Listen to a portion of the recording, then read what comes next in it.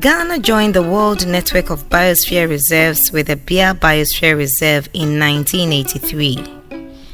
The Bia Biosphere, just like any biosphere reserve, has three demarcations, namely the core with an area of 29,365 hectares, the buffer of 4,430 hectares, and the transitional zone of 127,551 hectares.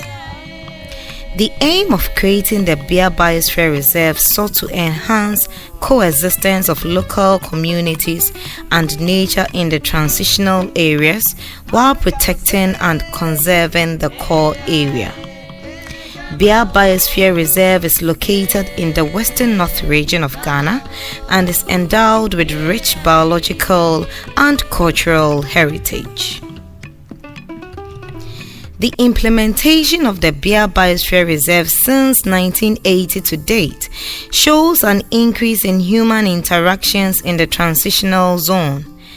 The map shows an increase in the growth level in terms of settlements, farmlands, roads and bare lands from 1980 to date. Within the same period, the national park continues to increase in canopy cover and density.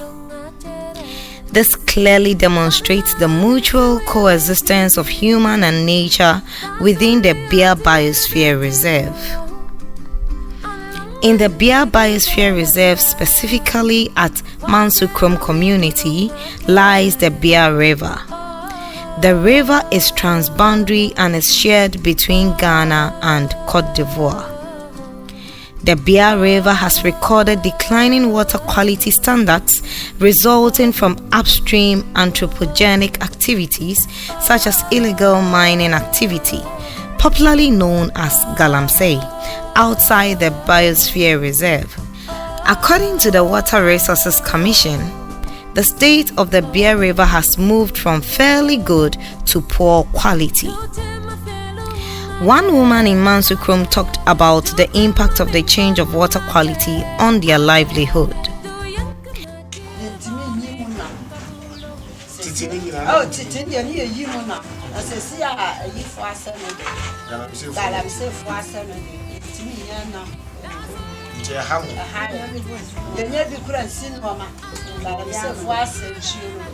Livelihood interventions have been introduced to support communities conserve their natural resources and to improve their livelihood. These include Protected Area Development Program, Biosphere Resources for Biodiversity Conservation and Sustainable Development in Sub-Saharan Africa, and the Green Economy in Biosphere Reserves project. Under the Green Economy in Biosphere Reserves project, founded by Korea International Cooperation Agency, 220 beneficiaries were trained in 4 livelihood activities: palm oil processing, beekeeping, mushroom and snail production. In the implementation of the Green Economy in Biosphere Reserves project, the CREMA played an important role. The Community Relation Officer of the reserve shed light on this.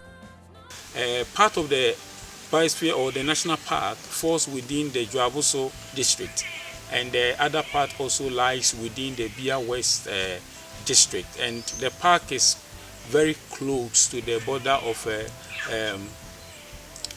Ivory Coast.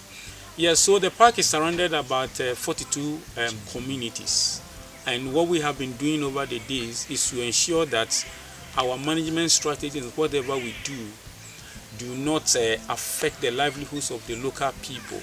And so we collaborate with both governmental and non-governmental agencies to try to see how to undertake livelihood developments which can enhance or support the local people. I think key among them was the Green Economy project, which I think spanned for 3 years, from 2013 to 2016. And under that project, a number of local people were trained and set up in beekeeping, snail farming, mushroom, and then palm oil processing. An opportunity to be part of the Green Economy in Biosphere Reserves project. A beneficiary noted.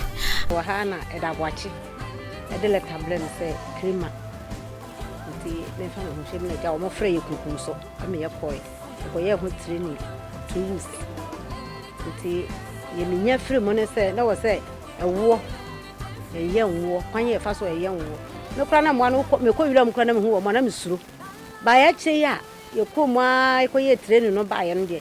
Never young women, dear. It may or mamma box nibby. Mamma could see. It's a no a boy me pa say, I fashion us in a year. Minya muska. Ya na menina say be a sescan or mania, a free baby. By I did not a boy me. It is a game for no dear, no more dear, contract medium, no more. Here tight pa. Me to be home through a month and almost 1 yabimu. Be a best be our friend, you should be your person. Be an yard, say yard and quadia, so you won't be friend be so no. In first one, I never free criminal, no, yen and grantier, and one. And in pin phone, so a banis as well first one pin phone. No more crater, wait my head. I dare in someone. The bass and so much some day, Bassacre. Also, a farm showed us his snail farms and highlighted how the snail farms have considerably improved his livelihood.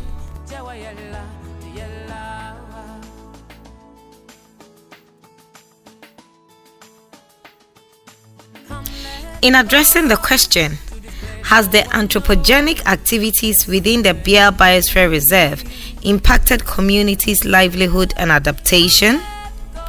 The conservation and management efforts have been remarkable, given the evidence since 1980s. The human activities such as settlement, farmland, and roads have increased significantly within the transitional areas of the Bia Biosphere Reserve.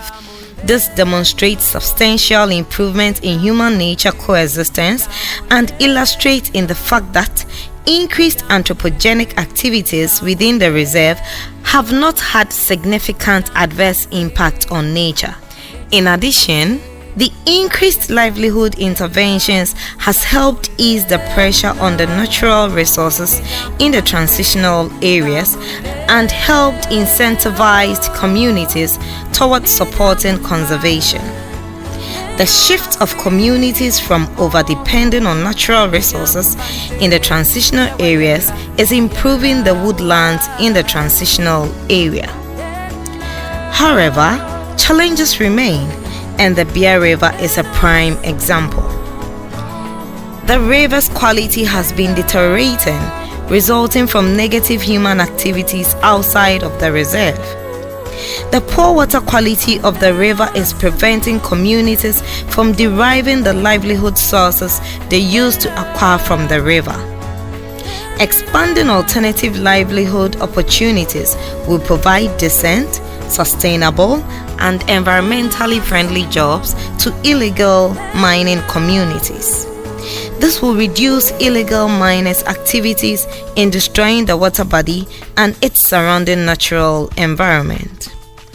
The evidence above calls for a greater education and awareness creation and intensification of livelihood adaptation support for communities to live in harmony with nature.